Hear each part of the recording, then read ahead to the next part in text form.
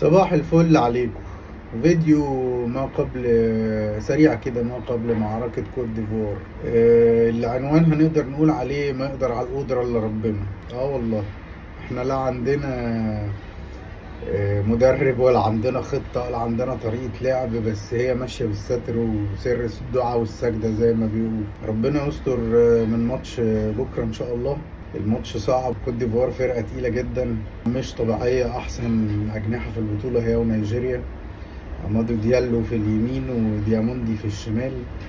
فربنا يستر على محمد هاني وفتوح، مش عارف هيوقفوهم ازاي. فمطلوب من حسام ايه؟ مطلوب من حسام ان هو يركز دفاعيا، ازاي يقفل على الجبهات دي ويحط يعني ثنائيات وثلاثيات، ما يسيبش ابدا واحد على واحد في اي فرصه. ازاي يعمل التكتل دوت بقى؟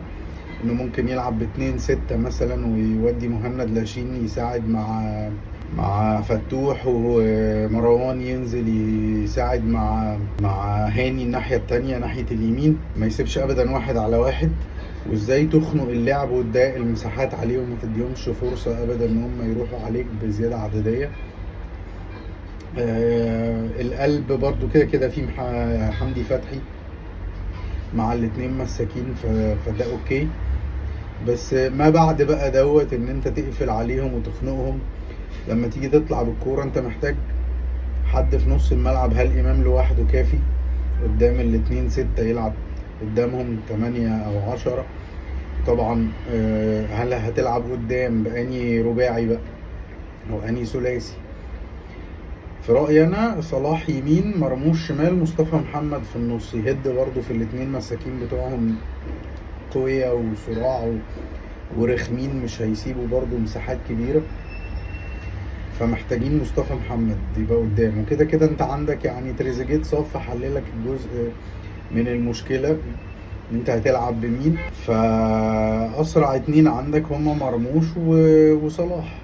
ومصطفى محمد حتى ممكن تقدر تستخدمه زي ما كان كيروش بيستخدمه، بينزل مع الستة اللي هو فرانكي سي، ما يمنعه من الاستلام وبنى الهجمة يعني في الوقت اللي انت هتضغط حتى ميديم بلوك، يعني مش هتطلع تضغط من قدام برضو. والباقي بقى على ربنا. بس خلينا نقول ان مش عارف ليه السيناريو بتاع النهارده او مباراة بكره يعني بيفكرني ب 2008 كوت ديفوار كسبانه، مش فاكر مين، بالاربعه والخمسه، ودايس على وش كل الناس، ودروجبا واقف كده وراح رافع لك وشه وعامل. واحنا عيني غلابه كنا كسبانين انجولا بالعافيه 2-1، واللعيبه بتاعتنا حتى كانت قلقانه ونزلوا